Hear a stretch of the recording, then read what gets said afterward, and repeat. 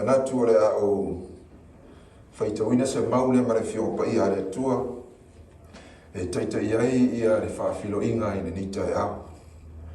O e whaalangolango ia Iova, e whapeo le maunga o siona i lato, e le whaangai e tia, ai tu mau e whaavavau.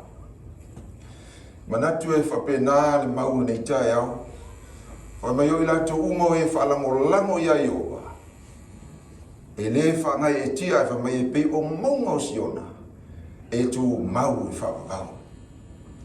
Manatu leo nei tae au sa pati pa ia o le tua, Abero leo e whai mafonga sunga teitai i Matagaluega Pastor Uitualagi a te Tanuvasa.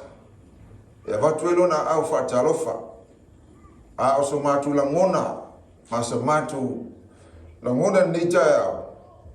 Whao o tuaile nganga o le Faafeiloaiga.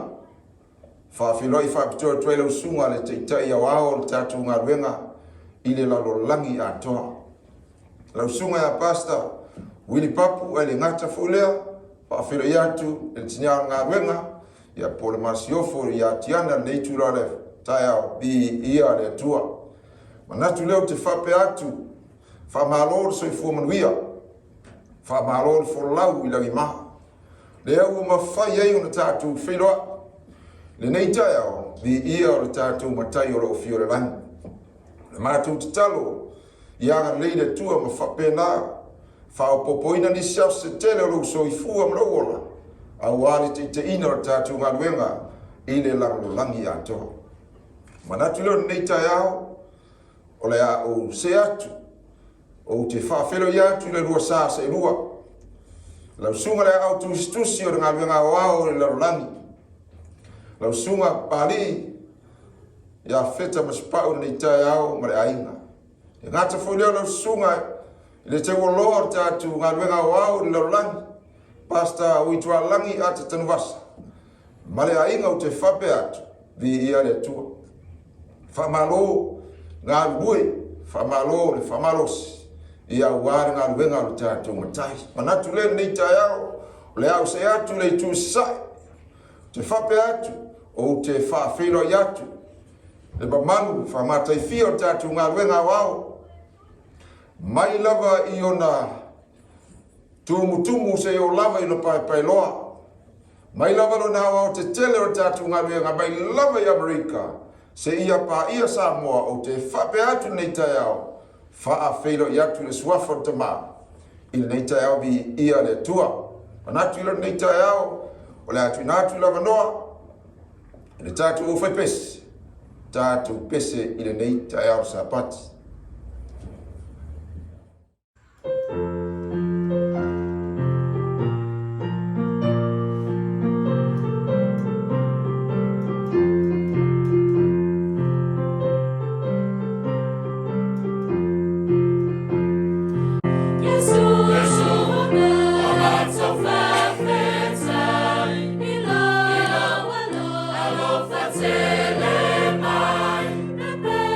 Semai,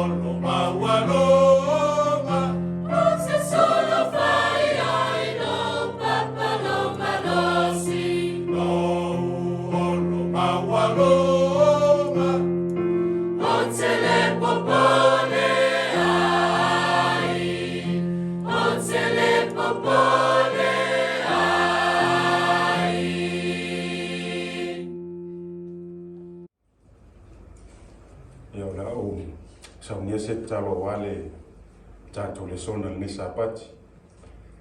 Lo mātou tamai o i le langi. Viiga lava lau fio Iova e whaamavau e whaamavau. E nei tai au lo sapati lo mātou tamai. Au whaatali lo nuu po le alo finangalo mo i mātou le nei sapati. Te vala watu i le mana o le ngāpa ia lo mātou whesosua ni sili ma le whaamaoni. Na ia whapena o na whawhaingofie le lātou whaafonga ma la whaalongo. Whaamanino ma whaamalamalama i aio finangalo ma whaamoemoe o la whana. Le whe au o le nei sapati. Whaongaina lau mea Whaigaluega vai. A veo sa upenga malosi au au. I lo swafa ke riso Yesu ole ma walau tuaine. Amen. Ole tusi o lo mawaili tatu le sona le neitaya. Ia po le matua o le sona le neitaya. Ole a mawale le tusi Yeremia. Yeremia lona mata upu e iwa. Ia o lona fai upu e lua sefulu maritoru. Ma le lua sefulu marfa. A wha moa se tātou whai tau whātasi. I ia. O loo whapea na whetalai mai o Iova. Aua ne I mita le tangata poto. I lona poto. Aua ne I mita le tangata malosi. I lona malosi. Aua ne I mita fo I le maua. I ana o loa. Lua sumarfa. A o le mita. I nā mita ia o ia I le neimea. I na ua ma fau o ia. Ma ua I loa o a ulava o Iova. O le whaia le alofa. Ma le whaamasinonga. Ma le ami o tonu I le laulangi. A wā o mea ia. O te fia ia. O loo whetalai mai ai Iova. O upu ia a le atua po Iova. Sa whapena o na ia ta watu I lana auna po profeta o Yeremia. E whapena o na tusi le tusi. Aisea, o I leo o whaata mai ai e le atua ia Yeremia. Le mea ua tupu I le nuu o le atua. Le mea ua o iei tangata o le atua. Po le whanau o le atua. O le tusi o Yeremia. O loo whaamatala mai ai. Le fauvalenga a le nuu o le atua. O loo whaamatala mai ai. Ua o ese le nuu o le atua. Ua le fia whaalongo I le upu o le atua.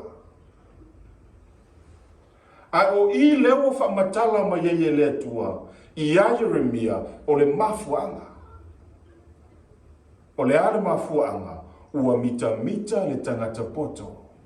I lona poto. Ua mita le tangata malosi. Ina ua ia maua le malosi. O na whapea ifo lea na te le mana o mia Iova. E hapea me se ame. E o lava le tangata mau oa. Ua whapea ifo. Ua tele ana o loa. Ua whata mau a ina o ia. O na ia whaangalo lea o lea tua. O na whamaile o le mau. Ta tala tātou le sona le nei tai au. Aua ne I mita le tangata poto. I lona poto. Aua ne I mita le tangata malosi. I lona malosi. E ofo I le tangata maua. Aua ne I mita o ia. Ona o le tele o ana ola. Na o le se tātou li liu le tusi. O le a maua mai ese au tu o le au. Mo oi maa o tāu ne. Na o se tātou li liu tusi o whaalinga. Whaalinga lona mata upu. E se furu maravaru. Ia o lona whai upu e whaa. Whaalinga lona mata upu e sumarvaru. Ia o lona whai upu e wha a whamoa le a tātou whaitau whaatasi. Ua au whaalongo fo I le tasi leo mai le langi, ua whaapea mai. Lo unu ue, ia o tau o ese I a te ia, ina nei whaatasia o tau I ana ngasala, ina nei tofusia fo I o tau I ona mala. Ole, mata upu le sumarvanu tusi o whaalinga. O lo wha matala mai ai e le atua o le wala au muli muli a le atua. A e whai tau whai upu e sumareiva. O I mata upu e sumareiva, lua sefulu se ia o lava I le lua sefumalua. E le o toi iai se wala au o le atua. E le o toi iai seisi lava wala au.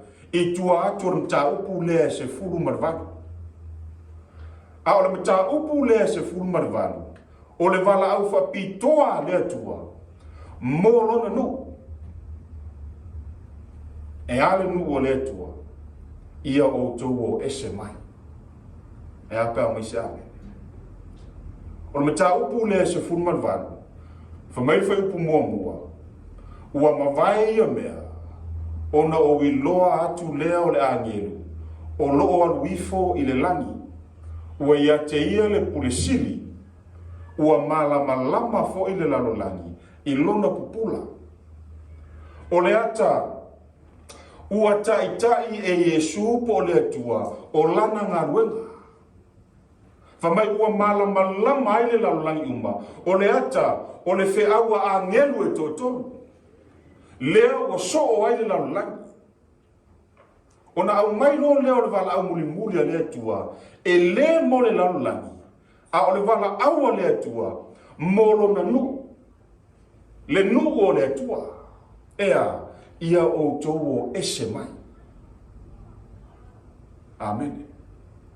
O le au tūla o tātou le sona I tāone nei, maua mai lea whai upu le wha, lo unu ue, ia o tau o ese mai. Peo no whai atu, e leo to iai seisi wala au I tua atu o le wala au le nita upu le sumarvanu. Ai o le wala au Faapitoa le atua e le mo fafo. SISDAC il taeale nei o le wala au o le atua mo le ainga o le atua. Le nu o le atua. Ea o ese mai.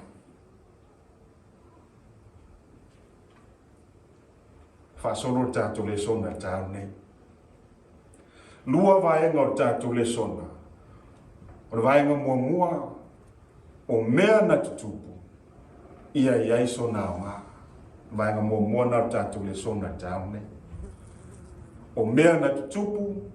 Ia iai sona o ngā. E aile upu whasa mua e masani ai tātou. E au ngā mea na tutupu. E au o ina ai le mawhawhau. Vaenga luna lua o tātou le sona tāu nei. Ala maia, ma ofu I ofu tau mala malama. Ala maia, ma ofu I ofu tau mala malama. Vaenga luna lua na tātou le sona tāu nei. Mau se tātou liu tusi o konito. Mo mua konito mta upu e sefulu. Mau se tātou liu whatasi e. A whai moa, tātou whai tau whatasi, whai upu e sumatasi. O le a, o inaria le a, ta tala e tātou le sona tāu nei. A whai moa tātou whai tau whatasi, whai upe sumatasi, I a. Na o nā mea uma I a te ilatou. E whai ma Fai-Lauga. Ua tūsia foi. E whai ma poa inga. Mo I tātou, o ai tātou. O e waulia mai. Tausanga e ngatai. Whamaile whamtalanga la apostolo Paulo I le aupa ia I Korinito. O mea na o umalava I le nuu o le atua I le taimi o whenga inga tuai. Whamai Paulo le kare se Korinito. O mea na e whai ma Fai-Lauga I a te oe maa I le taimi nei. Whamai na tūsia I le tūsi. E whai ma poa inga. Mo oe maa le ainga o le atua le tāu nei.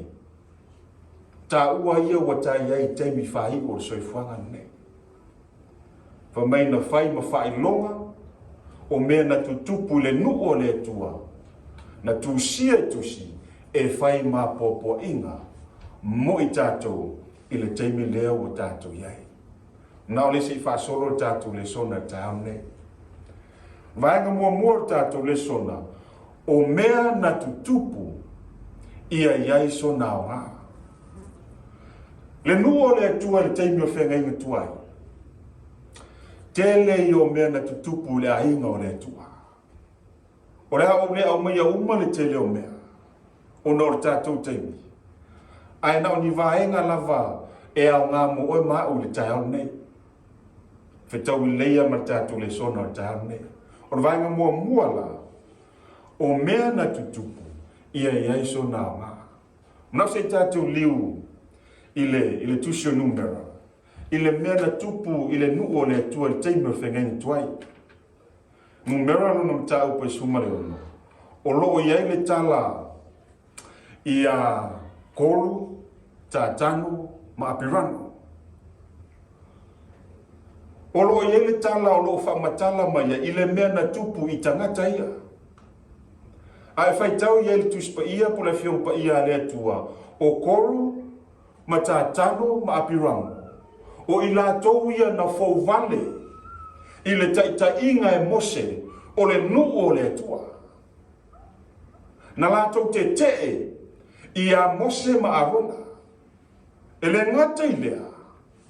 Whamaila upua le atua e toa lua se lau 5 Sefulu tangata na la tau whaali liu mai. Ma la tau au whaatasi e te i a mose ma le taitainga o le nuo o le atua. A o ai ia tangata. E te whaitau tusio numero ta upe sumale ono. Whamaile upua le atua o a lii sili. E tā ua i lātou i le whaapoto putonga uma. O tangata mamanu. O lona winga. O tangata ia e maualunga i totonu o le nuo o le atua. Ai o le mea ua lātou whaia, ua lātou whauwale ia mose. Ai sea, langa whamaire upua le tua ia Jeremia. Aua le mita le tangata poto, i lona poto. Aua fo i le mita le tangata malosi, i lona malosi. Manatu i fo lava, koru ma tātano ma apiramu. Ua lātou wata mai atu i lo mose, i le taitainga o le nuo o le tua. Sili atu lo lātou malosi i lo le malosi o mose. Sili atu le lātou le tamau ainga we a te i lātou i lo mose. Whamaira vaenga mua o tātou le sona le tāu nei. O mea na tutupu ia iaiso nā o ngā ia te oi maa o teimi nei. Le ala mea tātou maua. Whamaile whautalanga tuspa ia. Tusilo numera sumare ono whai upe lua sumar vanu. Se ia o le tolu se furu. Whafonga la o whai tauina. O na whai atuai leo mose. O le mea lava le nei tau te iloa ai. Na awina mai au e Yehova. E whai ia ngaluenga uma. Ai le whai i lo lava loto. Whai upe lua sumare iwa. A whai e oti ia tangata, e pei o le oti o tangata uma. Pe o ia te i lātou e pei o na o i tangata uma. O na i loa lea, ua le a wina mai a ue Yehova. Ai a whai e whaia e Yehova le mea fau. Ma wha manga le muto le ele. Ma folo ia te i lātou. Ma mea uma ono ia te i lātou. Ma lātou o ifo, o ola lava, o no o tau i loa lea, ua ino ia tangata, ia Yehova. Lo ainga le tāiana nei, o le matau tia o le mea na tupu i tangata whaamaua lunga. I le taitainga, e le au na le atua, o le nu o le atua. E le ngata na taitai mai e mose mai e kupito. Ai na whaata milo ele atua lona nuu. Wha se furu tausanga i le vau. Ai sea ona o tangata fōwale.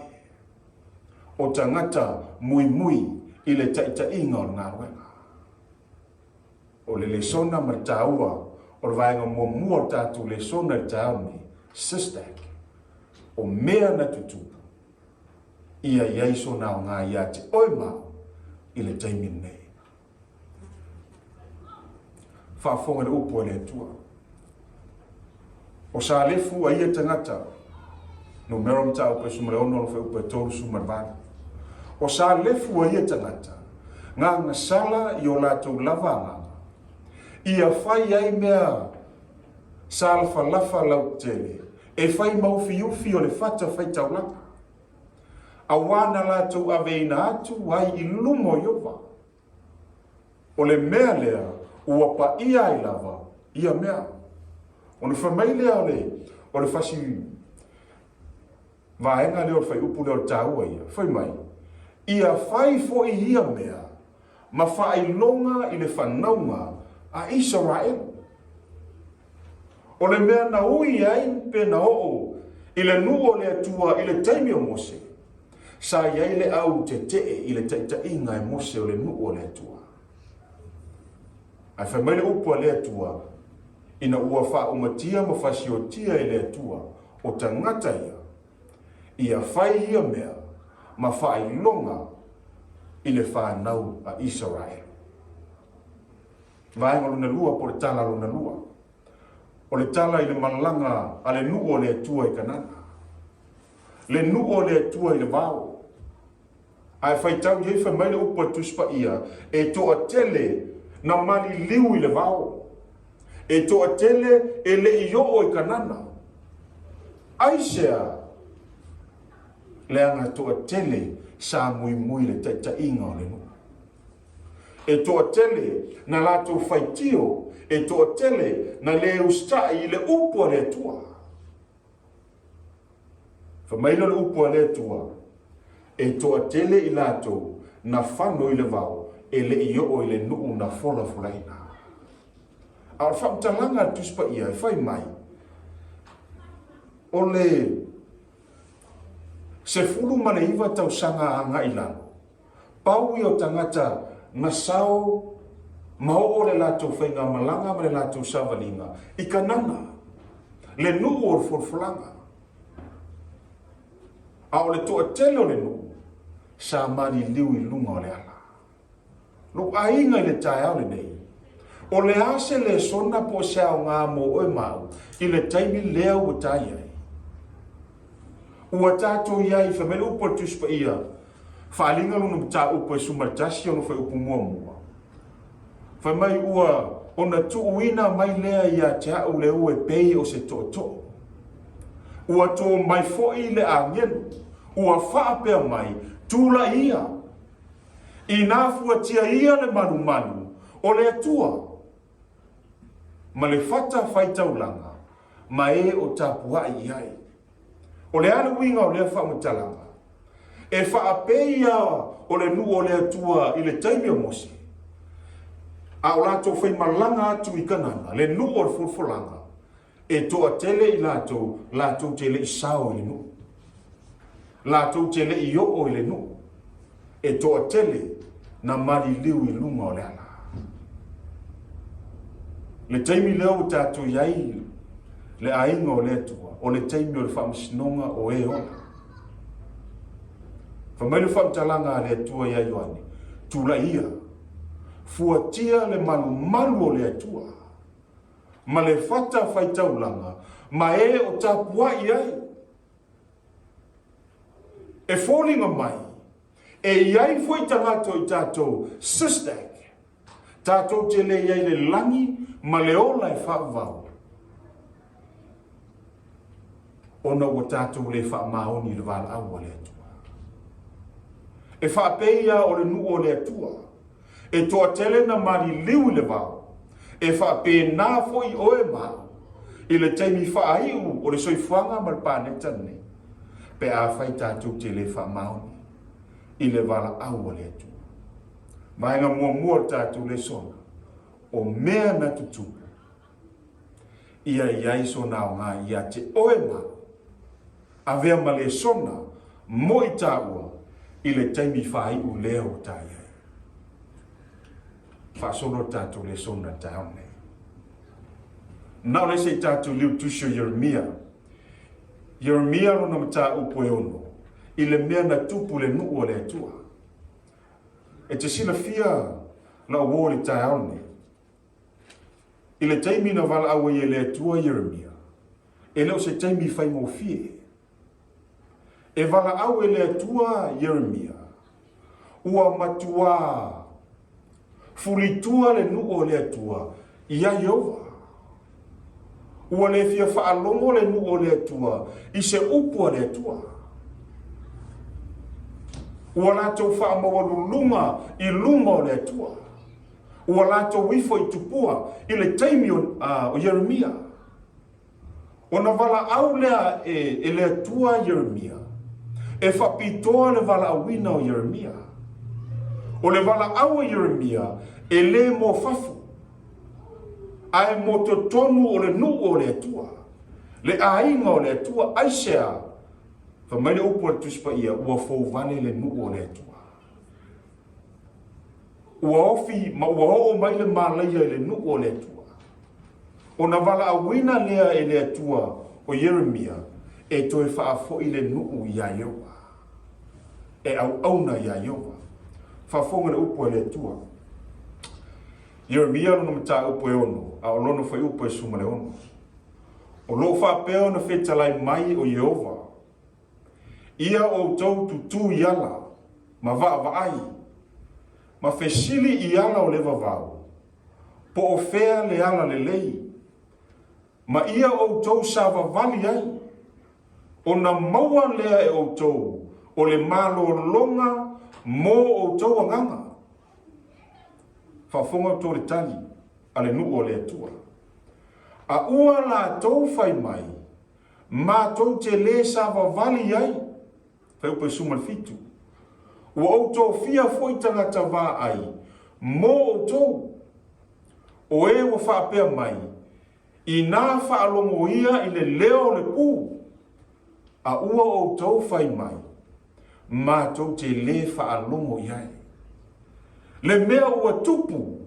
I tangata o le atua. Po le nuu o le atua. E le ngata ua lato o ese. Ua le fia whaalongo le leo le atua. A le ngata I le whai mai. E o lava I lo mātou tapua I mo mātou ifo iai. Mātou te le ifo iai. Wala au le le atua Yeremia. E ave le fe au I to tonu o lona nuu. Amen. O le vaenga mua tātou le sona tāone.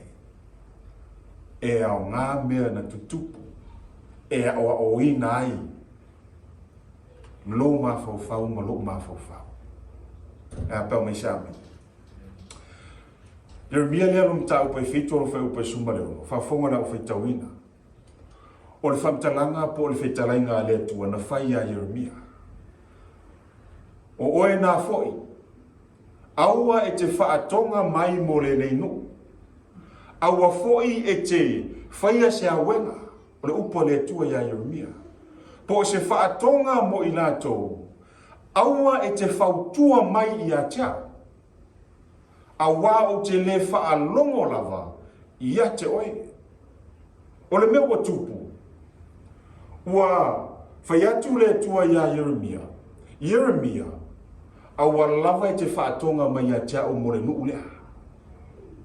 Aua lava e te whautua mai. Aua foi e te tatalo mai. Mo I lātou. O te le whaalongo lava. Ia te oe. Lo wainga le tai au le nei. Le mata utia o le mea. Na o le nuu o le atua. I le taimi o whengai na tuai. Whamei e o lava I se tatalo. Ua le fia whaalongo le atua I le nuu o le atua. Ai o le tāua le nā rwainga mua le o tātou le sona le tāu le nei. O mea na tutupu I a Israelu le tino. e ao ngā ia o ina i o tātou tangata, a o tātou iai i taimi whaai o le soifuanga nei. Amen. Whafonga upo le tua. Jeremia fitu anu whai upo e lua sumarvanu. A ua la tau le whaalongo mai. Ma ua le wai mai o la tau talinga. A ua la tau sava vali i ma whauwhaunga ma le fina o vali o la tau loto leanga. Ua la tau tu muli tua. A ua le sava vali luma. Amen. Whameu le mewa tupu le nu o le tua. E le ngata ua le sava vali i ala o le tua. Ai whamei ua la tau sava vali o la tau ma whauwhaunga. Ma fi nau le upua le tua. Ua le o i luma, ai ua o i tua. Amen. Vaenga luna lua o tātou le sona le tāone. SISDAC, ala maia. Ma ofu i ofu tau malama. O le vaenga mua o mea na tutupu ia iaiso nao ngā ia te oema i le teimi whaiu o le soifuanga leo tāia. Le vaenga luna lua o whiau le tua, ala maia. Ma ofu i ofu tau malama. Leanga ua o i le teimi, ma ua lata i le teimi, e a fio mai ai e suru tātou whaala. Romarum tau pe sumatoro. Romarum tau pe sumatoro. Ia a olona whai upu. E se furu maritasi. Se ia o e se furu matoro whaafonga le Aufaigaluega. Ia whaapea foi na ua tātou i loa o na pō. Ua o le tūpō e ala ie na momoe. A wā ua lata nei a te ila tau leona. Sama mau. Ina o tātou ruai whaatuatua. Ua lewa na pō, ua lata mai le au. O lea, ia tātou whaatea e se ai ngā ruenga o pongisa. A ia tātou o ofu i ofu tau o le malamalama. Ia tātou sava vali marimatanga o fie, e tusa i le au. Aua mare pōula mare ona. Aua le whaitaanga mare mata itu. Aua le whemisai male mataua. O lea ua au mai e le apostolo o Paulo i le ekalesia o Roma. O le mea e au na whai e le nu o le tua por whanau o le tua. Ea, whamai ua lewa le pō, ua lata mai le au. Ia tātou whaatea e se ai o ngā luenga o le pongisa a ia ofu i ofu tau o le malamalama. No wainga le tai au le nei. Whesiringia po oa o futau nai te la e ia i tai au nei. O futau o le malamalama, po o futau o le pongisa. Whamaile vaenga luna lua o tātou le sona, ala maia, ma ofu i o futau o le malamalama. Whafonga tusio, mo mua pe terum tau poe, e wha. O le Aufaigaluega. Mo mua pe teru wharam tau poe fitu. Anu whai upe fitu. A ua lata maile ngā taanga o mea umalawa. O le nā, ia whaau tau tai o tau, ma ia mataala o tau male tau. E apea mai se amene tai au nei. Whamele whamtala ngā pete. A ua lata maile ngā taanga o mea umalawa. Ua tātou iei SISDAC i le taimi a whamele upua le atua, o le taimi whaahiu, o le taimi winga, o le taimi whaingatā. Ai o le manaonga lewa au mai e Paulo le tai au le nei, e le ngata ia tātou o ofu i ofu tau o le malamalama, a ia whaau tau tai tātou, ma mataala male tatalo. E a pēr misiame. Te silafia. Pōso lule whaia tātou tāmanga. E tatalo le mātou Matagaluega. Ia mo Matagaluega au kilani. E tatalo le mātou Matagaluega ma tau Samoa. E whaia mātou tausanga ma tau Australia. E whaia mātou tausanga ma tau Amerika. Hawaii. Aisia. Leanga o le whautuanga. Ma le mana onga o au mai e Paulo i le tae aole nei. Ia tātou whautauta ma matala. Ma le tatalo. Tātou te lei loa. Pe tātou te toi Faafeiloai. Na o lea tua lava na te silafia. Ai whamaile upua Paulo le tae aole nei. Mataala ma le tatalo.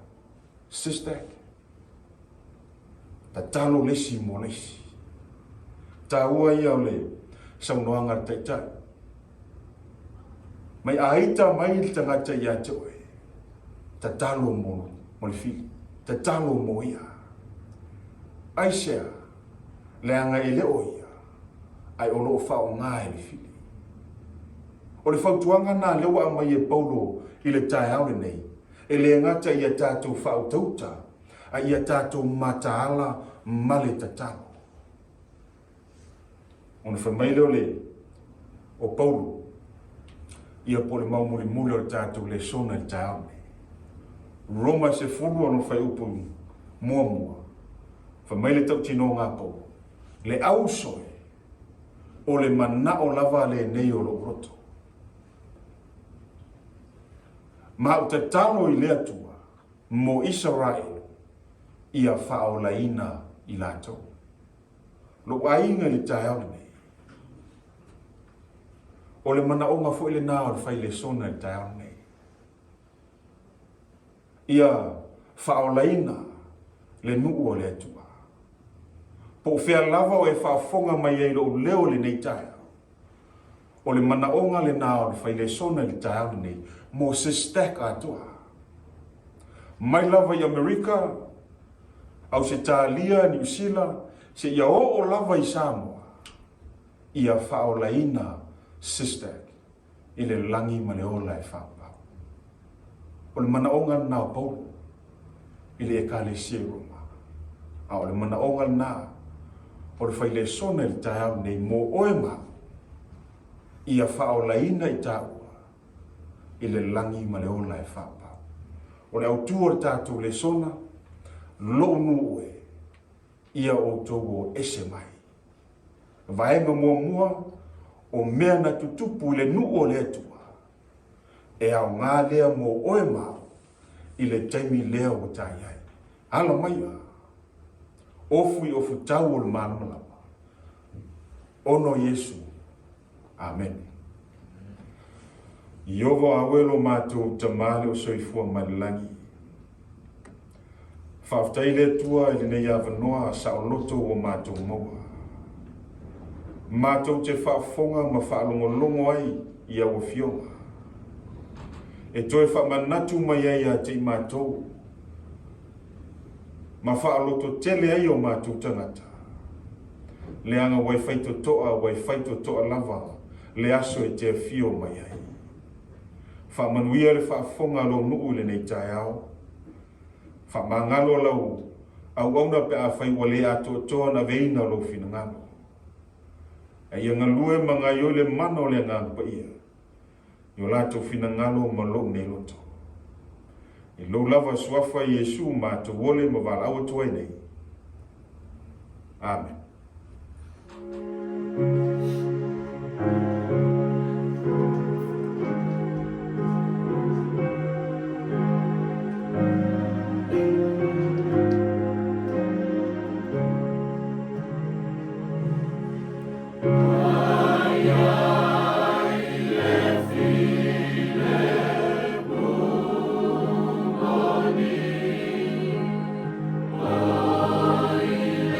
Oh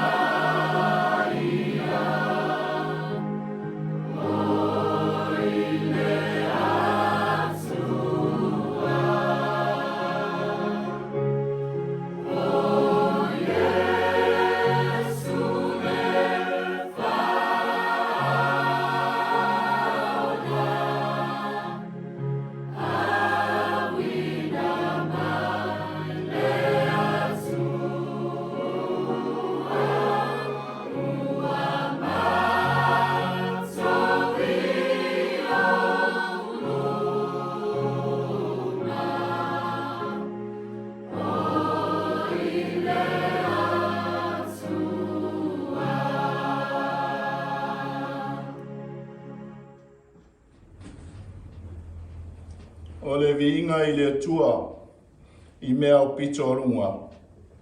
Ma le manuia I le lalolangi.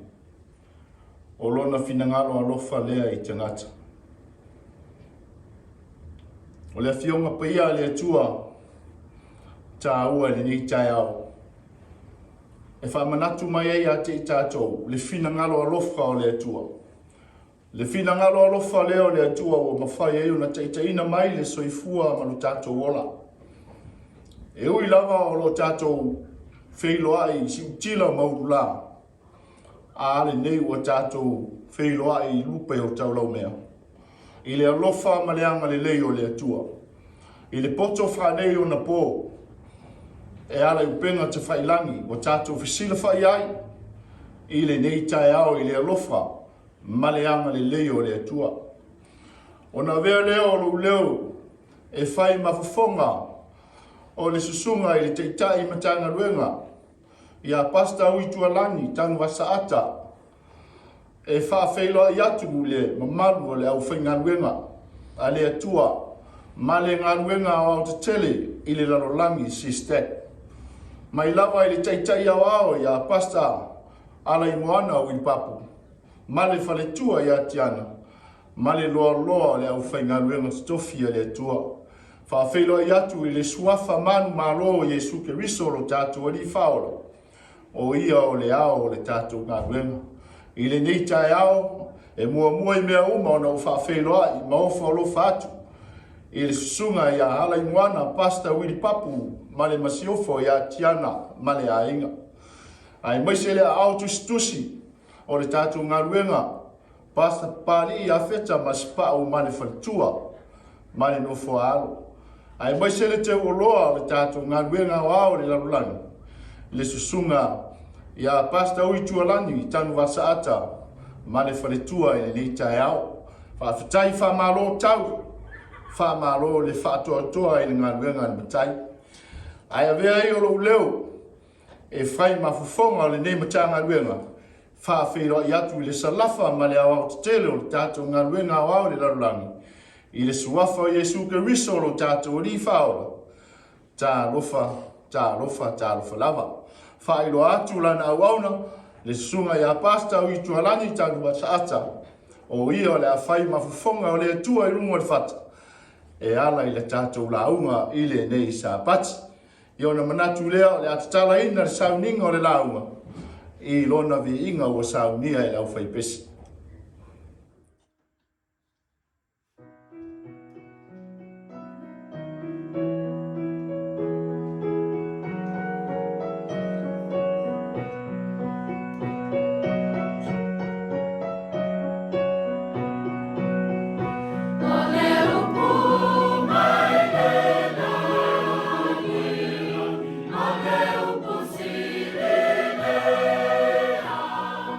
Oleu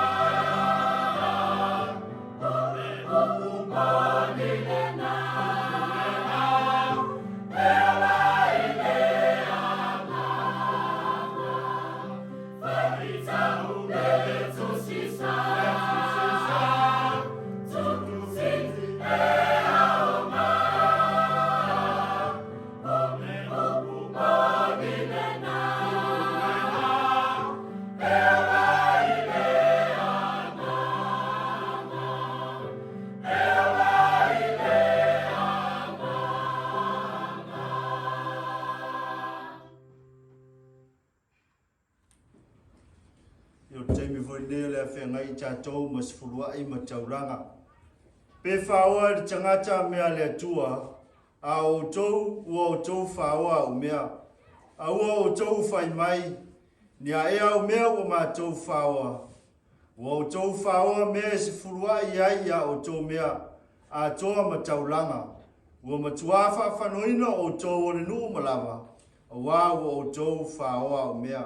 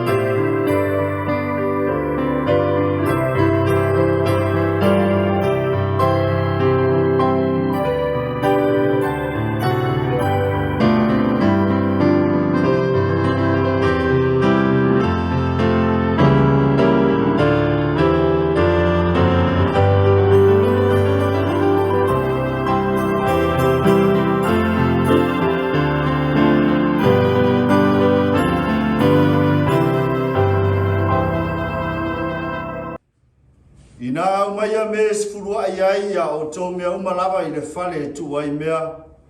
Ina ia iai me ai lo whale. Ma ia o tō toftofo mai ai ia te au I le nei mea. Ua wheta lai mai ai ova o au. Pe o te le tō ina pupuni o le langi mō tō. Masa sa atu le manuia mō tō. Ina se ia silisili on tele.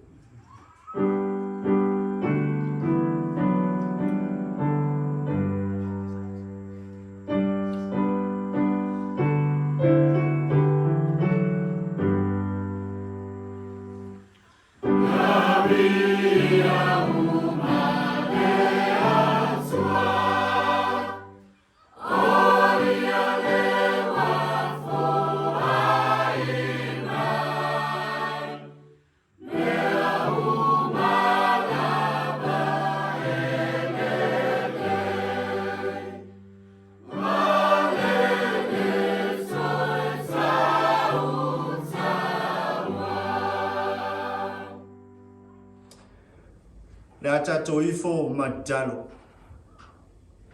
Iovo auelo mato watuolo o Fiololangi. Au tutulai au auna ma Sefuluai ma Taulaga I lumo la o fio.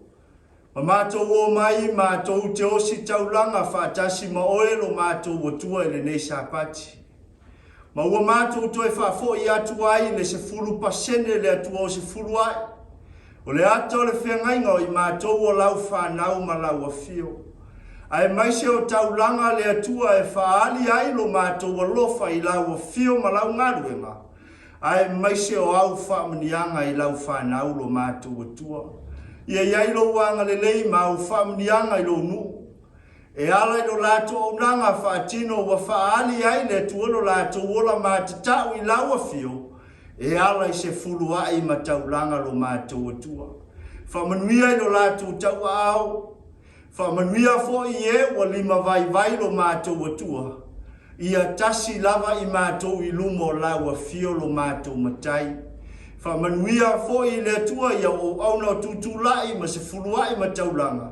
Ia iai lo wanga le lei ma au whaamanianga lo mātou atua. Whamanuia mai oe a matatu nei se ia o ina whaiwina. Fo I le viiga tu mau ia te oe whaavau e whaavaulawa. Amen. Nau whaira tātou te tanu, ia wawilo mātou te mai. Whamunia me runga nganga o mātou whaalongo i o whionga mai ro o te tai tu e whaaro no langa. Ia o te tui matangi olo ia o veam whamunia e ngā te leo mātou tangata vai vai ngamo. o ina melu mana e whai o na whautara loto i whina ngālona o Iesu o le mana autu ai. Amen. O le autu o le tātou na unga u whautu ina oi ea le atua ia te oi. Who is God to you? O le a lo whina ngālo i le atua ia te oi. Ngata fo i le au siri fo i le moa. Na whai mwhai o tātou talina na whasiri, ona mwhai ngō fia lea, ona sui lo o nanga, pe ma whai fo ona wha marsia o e le tūri tino ma le tūri rāne anganga. Awa aha ona e whina ngāno ma e mamarama ma o marama fo i. O ai le atua, leo te au ona i ai, o ai ia ia tea, o ai Jehova le atua. Whapewhea ona au ona i a te ia. Whapewhea o ia i a tea. Ona a maina o le mau autu, o le mau autu e maole le tusi leo, o e foi leo e feso alona taupu momua, a alona whai upu e sfuma fitu ma suma le manu, leo na whai te wina. Ina ia fo iatu ia te utou e le atua, o lo tātou ali o Iesu Keriso, o le tamai ona le mamanu, le anganga ma le poto ma le whaalinga, ina ia utou lore lei, o ia, vaina mua le mau. Whai mai ia fo ina atu e Iesu, ina ia le whaalinga ma le poto, e ale ngā ruenga rona nganga, fo ia tuai le whaalinga ma le poto, ina ia mawhai o na tātou loa le lei o ia. Ma whaana e whautu e le whisiri o le tātou rau, oi e le atua, ia te oe, oi fo i le atua ia te au.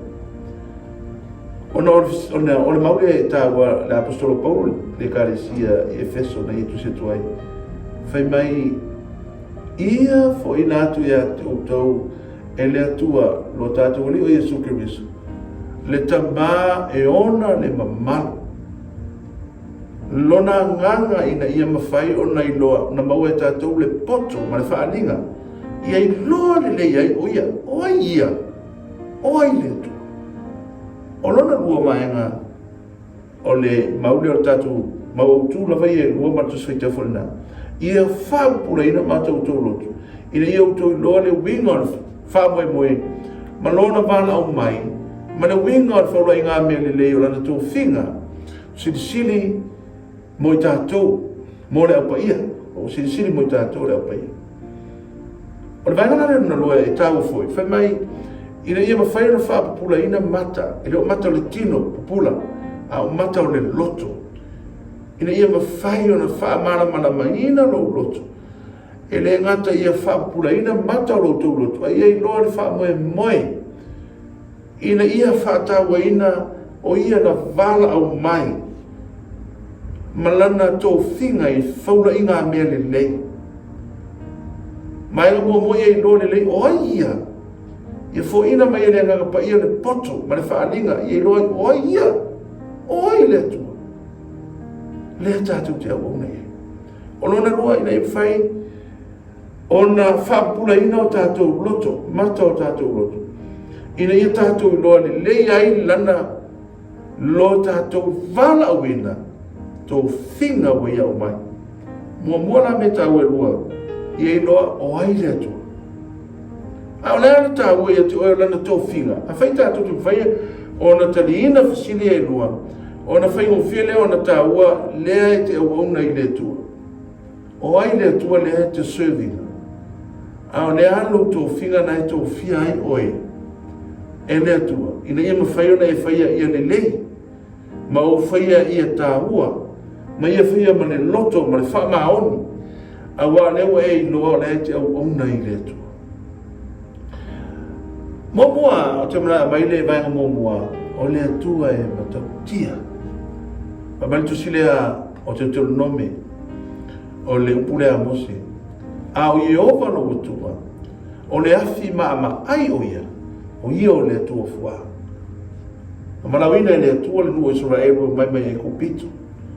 Na ole le vao le ao le nuo kanana, mai le tua au to wo yo au ne to au na ni la au mani ma ai au to au na le tua le afi mama ai fa ni le vao au yen funa nga Israel na ia la to o ifo e lungo le maunga ma vai ai a fio mai le tua e pa le maunga fa me le tua a fai pa istanga te le maunga e fasiotia se manu beloina le tau aisa le anga o le tua matautia o le afi e mama ai fa me tu silo salamo le mta o poni mesfuru le po a safu o lo fia mai ia le tua tu ua lona si ufufonga e mama ai le afi o na luma o lo si o mia foi o ia e le fatele le tua matautia le te o na e le mafai o na tae fai mai o le afi mumu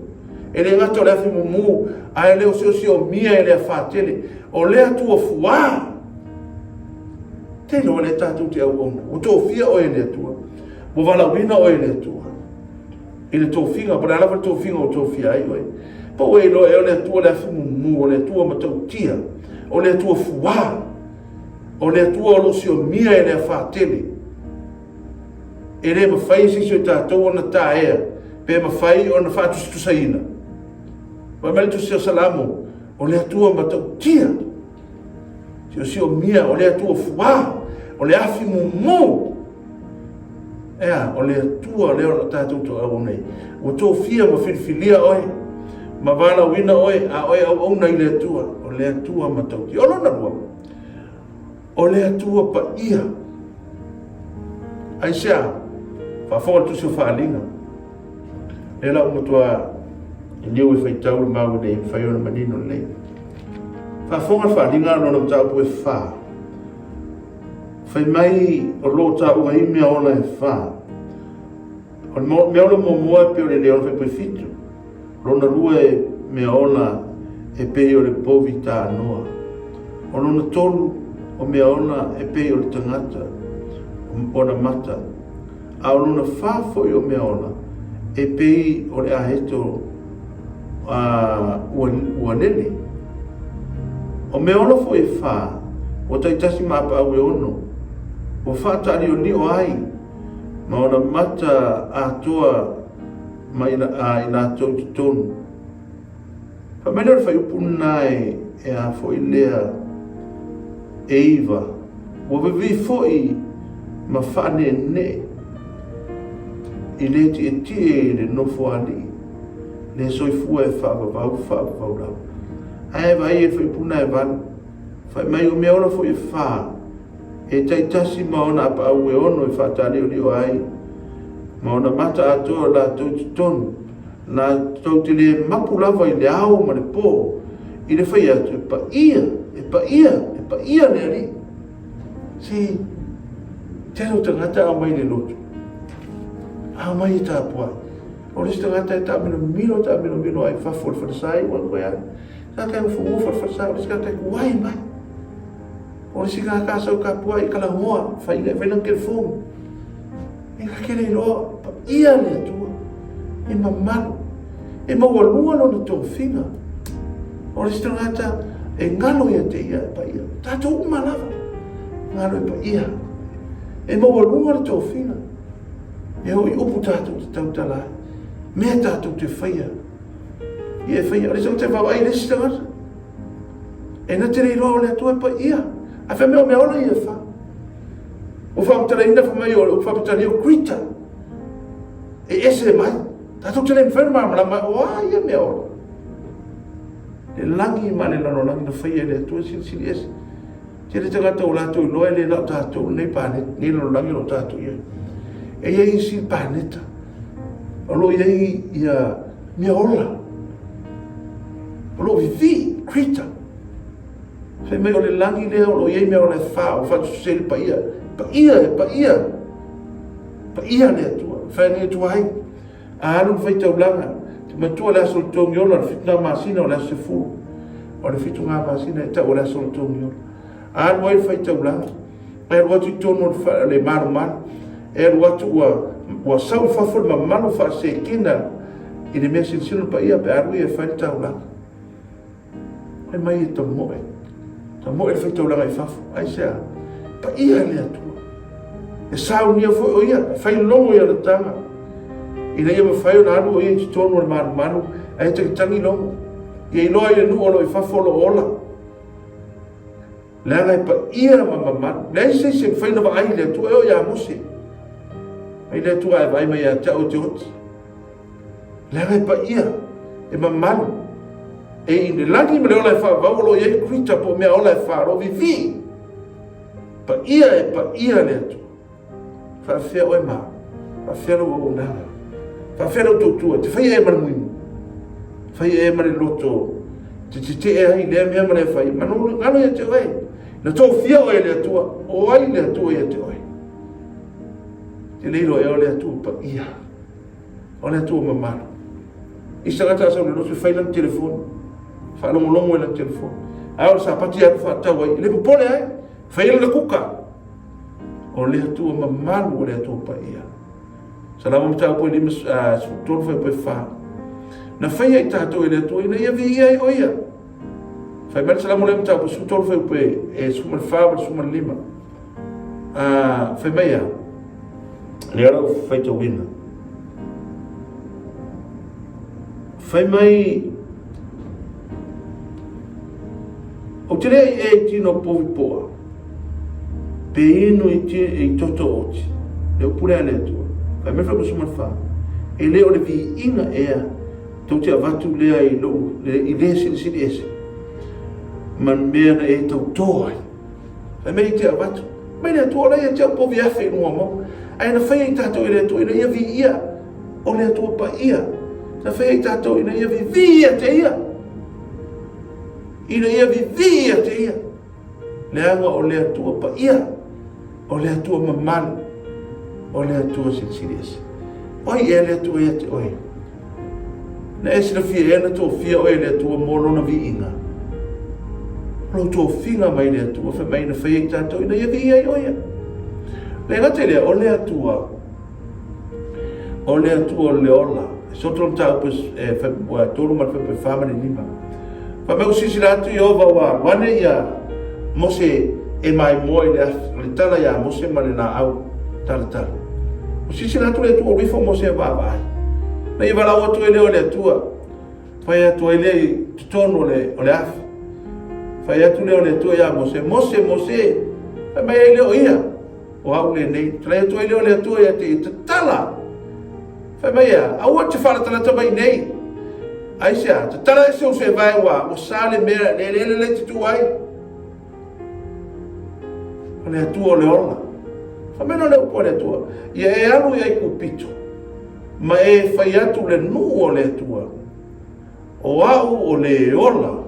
O lo ola la. Wau fisi whamena le atua. Mai le atua anu. O wala wina oe. O wala wina oe te anu le nu. E tau atu ia le nu. O au o le atua. O au sau e whaola. O vai tinga ina o le nu. Tau si fia o tau. O le atua o le ola. Ma whaana wala wina I tātou e le atua ina ia whaola ina I tātou. Ina ia ma whai ona tau watu le atua le ola. Mai le atua ia mose o lo wala wina aru e mailo nu. Tau watu o le ola. O lo o ola lava. Whameta la mose whai fisiri mai o airo mua. O au o le ola. Ai sali na wha tāwai o le atua o le ola. O sila le atua e lo na nua polonga. Si fia ma whaana me Yesu o te amo tuto e sau. Ina ia whaola ina I tātou. Nā fio ma Yesu o le li o le ola. Whaana mai fwele fio ngā le tua. I o tō watu e whainu u manama maso. O le whiwhilinga o I tātou. E le ngata ia vi ia ai le atua. Pau e noa e le atua o le ola. Le whiwhilinga I tātou ina ia ma whai. O nā verwhi au e whaola ina I tangata. Tu tono le ka le sia le atua. E tele taimi I tātou te mana. E tau tangata le lotu. Ai tu Silvia, e sauta te loto o tātou tu e tai lea I le oti o tātou winga. A o le atua o le ola. O le tala lelei a toa, tala Yesu ma te o le taupu. E a foi lea e nusu mana vanu fai pasuma le iwa. Fa me o nea, I o tō atu le whainu o mana ma so, o papiso atu suafa tama. Whamela Yesu o te ia te o tau ia so umalava. Aisa, o lo tau wala wina, ma lo tau wala wina, e le na oe. Na whiliwhilia wala wina I tātou e le atua. Ina ia mawhai o na tāna I atu. Pa oe inoa ea o le atua. O ai oia. O le atua o le ola. Si tu tono le kālesia, o le whai tātou, o karame e whalsa, o le whai mātou wāme. Ai le whole purpose le, e tā ua ngā ngā whātino, e tā ua tu sana, tā ua lau Sefuluai mlau Taulaga. A o le sili o nā mea, ia whaolaina I tātou. Whamele whio ngā le tua, se ale uinga o tangata na te maua le lanolangi o mai maunu na ola. Le whamele whitaringa Yesu o usaune I utua maua le ola, ma ia ola tiri ai lafa. Whitira ngano ato o le tua o le ola. Si somo le kālesia o le nganga ia whaolaina I tātou, ma whakara tō mai le lotu. E tane tangata o le whio mai lotu nganga ia. Langa asau le lotu, e tinga aino na lotu. A o le atua o le ola. I sesit mei ta latu o mea uma tātou te whaia. Ia whaolaina a nganga I le ola e whaola. Wha o le atua o le alofa. Mo mori o ne ta upu e wha, no whai varon mau masani. O se le e alofa. Wale ilo e ia le atua. A wā o le atua, o le alofa la whaia. Si, tau te whia, e iei ia a wala o whaasino i le atua lo nā rofa, le whenga tuai. Na ia mai I le atua mo angelu. O angelu, e whesosoani le tangata. Sa lafi ki tiona. Whai me ute e au sau le angelu, oe nā le tua maros. O ia te oe i au wha. Sa iei le teimi na mawe au tau sulia e pue tangata fo I leo o e saia. O si o mia le whane o e saia. Ai vai atu le wauna I lungo au tafo le whane o whau mai ei au sulia. Vai atu le matai saia o si o mia I ta ue au le whi. Talo leo e saia I le atua. Le atua e whapureina mata o la o wauna. Ma e vai au tafa. Ma ua vai no vai lo ona le tu e lungo maunga a ona ai fole ai saina mai ero ato kali tafi angelu le tu te to ru mo ema na vai e ki tiona vai le tu o na le to manos o ia o iova te ma fai o lo filia lo para wina ele ngata na filia o ele tu e lo ia o lo ia na so an o lo ia angelu o lo ia au le lang Ia o tafa. Te whai tau I le tau a fui lea are nu o le tua ma na watu ai ma tangata fui lea o awa ia pino. Ma watu ai ia hasi sena. Whai atu I te pora. Ma I tatala I le tua au o le langi.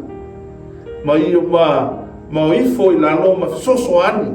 I au I Israel. Ma whaona I nai le nu o le tua e ala I lima o te pora te maua tuli se o whamsino. E iei au o le langi. Te whaitau iei mai marumulama I le nā tala whai mai. Ina ua whaasanga mai au o le langi mai iei tū. Ma nei tū no iei whi au o le tū. Au whaasanga mai ma uifo ma whasosoani.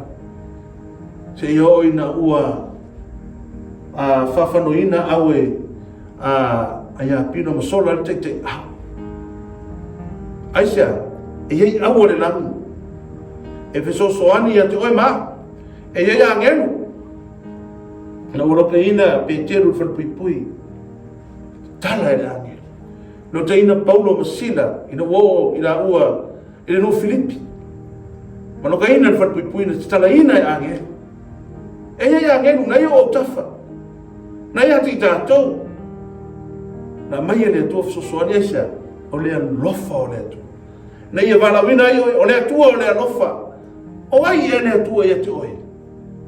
Tere o le atua o le alofa. Na ia mai ana angeru I filfilia, e a foi le whasosoani e te oe tangata filfilia, ina ia mawhai ona e tapa atu iai.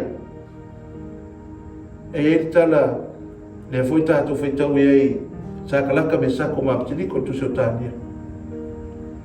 Tuina o le alafoina le o ngā moasa. O mena lafoina na vaai aro ia angelu.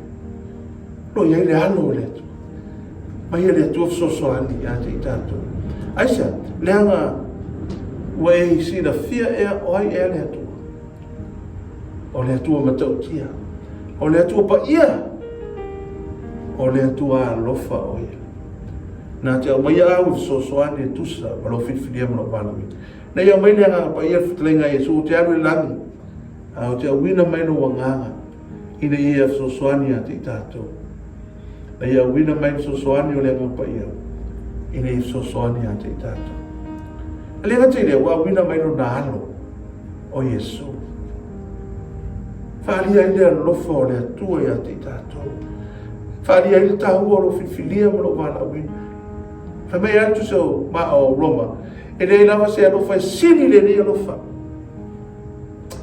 a tu silo Yohane lo ta po e Sefuluai a ni ma lo fa so mo le to sini lo ne lo fo ina mai ia lo na fa mai fo ina mai ia lo na ola si ele se alo fa compare ele alo fa le tu ele ma fai ta to no man malama si o le fa ta le ta to ma lo fa ta to lua ma ta to fa na I have a grandson I love him dear but of sili le fa me le maulea ele se alo fa sili le ne alo fa e tu ina tu e ilo na ola e su ia na o e la fisili la ia tu ma te ma fai ona tu ina no wola e su Jesus that's how deep the love of God e ma fai la o man manama we cannot understand no na tatu vai ai ma tala noai but nobody really understand how deep the love of God fa pena fu tatu le alo fore tu ana ia fili ai oi Ue malama e le alo fore tu. Ta tutti manatu fata wa ya. A famele fio ngale tu a wau fare tino ina mai le alo fore tu. I hati tato ina ua maneu ke riso e suia i tato. A o tato ua masalabe. Pagane le alo fore tu. Le iau wina mai ilona ta lia to tas. Ina ia le fanu se tas. A ia maua i tato le ola e fafa. O leo tua tātou lauma, lea tātou whanau o ai ea lea tua ea te, o ai lea tua ea te. A lea hara tā ua lana tō whiga, na ia whiwhiri ai oe, ma ia whiwhiri ai o lea tua matautia. Na ia whiwhiri alo sui fua, na ia fōa lena, na ia mahano rau sapa, o lea tua pa ia, na ia whaia i tātou ina ia vi ai o ia, e vi ai agea, e vi ai mea ola e whā, pa ia lea tua, o lea tua o le ola, ea tua o le ola, na hana whio maina ia e whaolaina, mau whaolaina, e ana whai tātou lotu ina ia whaolaina tangata, ina ia o mi tātou tau e misa i tonu e kāresia, na ana na whai e kāresia, ina ia ina lofa, ne e file bu ina ye le ola po fer o tangata e sau tono le kalesia na te mona ina le ola o le tua o le alofa na te mona ina le alofa e fusia ai le kalesia fusia i tangata i to tas le anga o le tua o le alofa na filia i tato ina Yesu sulu atu le alofa tu ina mairo na ola e sao ni ai tato mo le langi ma le ola e fafa o le mauti mana e fai wele tato na mautu ina i fo ina atu ia te utou e le tua o tato o leo Yesu Kristo o le tamā e ona le mamalu le anganga e iloa le iaiu le anganga o le poto ma le whaalinga ma i autou iloa le iaiu ia whapuraina mata o tau lotu. Ina iau tau loa le winga o le wha moe. Ma lona wala mai. Ma le winga o le whaula inga mene. Ma lana tō whinga. Ua sili mo le aupaia. Mo mua. Whai mai ia whapuraina ia whaamana mara mai ina i tātou le whana aua le atu. O nā nganga pa ia na ia fua ina mai le poto le whaalinga ia tātou lo o ai ia o ai e retu. Mana na wala pa ia mo tātou o ia whiwhiri ai no so i fua mara ola wala wina i tātou nana ngaruenga lana wala pa ia tō whinga o ia te oe ea whatau ni a ine tua nei whiwhiri a whai tātou te mana nama le nāmea o ai le atu le ale tā ua le tō whinga le tō whia whai ko whia nei ngā lue o le a lava le tō e ngā situation te ngā lue ma le whamau o anai si le whia o e lo utu Yo awena mātou te mai whaamanui e whaafonga. Nau e kāre sia o aurona, mi inga e fo i lau fio. Pa mangalo mātou se se. Mi ia lau fio whaamanui e lau o te tai. O whangasa se le tero tai. Ko e malusi lau o ona. Te ina ina ngā ruenga, whaamanui e lau o whailau tusi o tai. Tai o lau ngā ruenga ni lau nani atu. Ma o Yesu. Amen.